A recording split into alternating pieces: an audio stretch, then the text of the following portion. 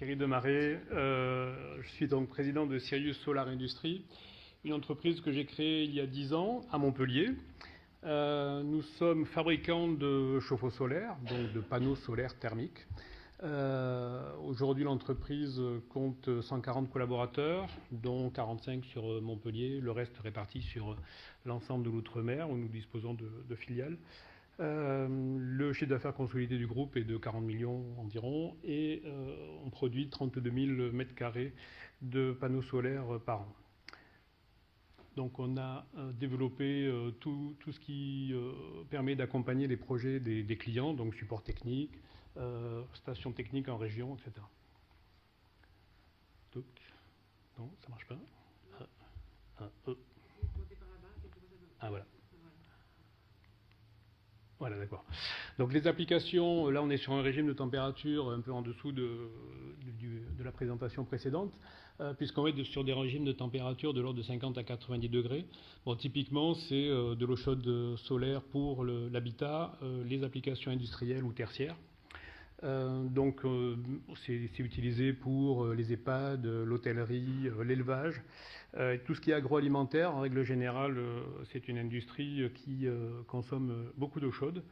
Là, par exemple, on voit un élevage de veaux en Vendée, en bas à gauche, qui consomme 4 à 5 000 litres d'eau chaude par jour. Avec cette installation, on lui a divisé sa facture d'énergie par 2. Donc le PP, on ne le voit pas là, mais il est grand sourire. À droite, c'est un EHPAD à Marennes, voilà pour la production d'eau chaude sanitaire de l'établissement.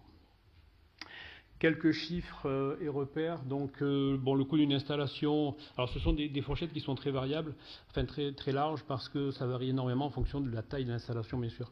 Donc, sur les coûts d'installation, clé en main, on est entre 600 et 1000 euros du mètre carré environ, mètre carré de capteurs installés, avec des productions annuelles de l'ordre de 500 à 600 kWh par mètre carré. Le taux de couverture solaire, évidemment, dépend énormément de l'application. Ça va de... là, j'ai cité l'élevage de veaux où on a couvert 50% de ses besoins en eau chaude par le solaire. Sur une industrie, ça va vraiment dépendre. Ça peut être 10, 15... enfin, au-delà de 50%, c'est un petit peu difficile, effectivement, parce qu'on a toute la période estivale hivernale qu'il faut couvrir. Au final, le coût de revient moyen du mégawattheure, là aussi, est très variable.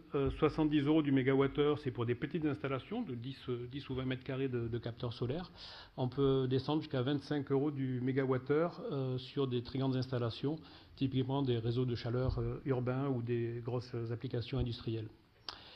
Et en perspective, mais j'ai pas eu le temps de développer, on a un projet d'usine à Montpellier de 9 000 m² pour notamment fabriquer justement les très grands capteurs solaires qui sont utilisés sur les réseaux de chaleur urbains, dont va nous parler peut-être Nuit.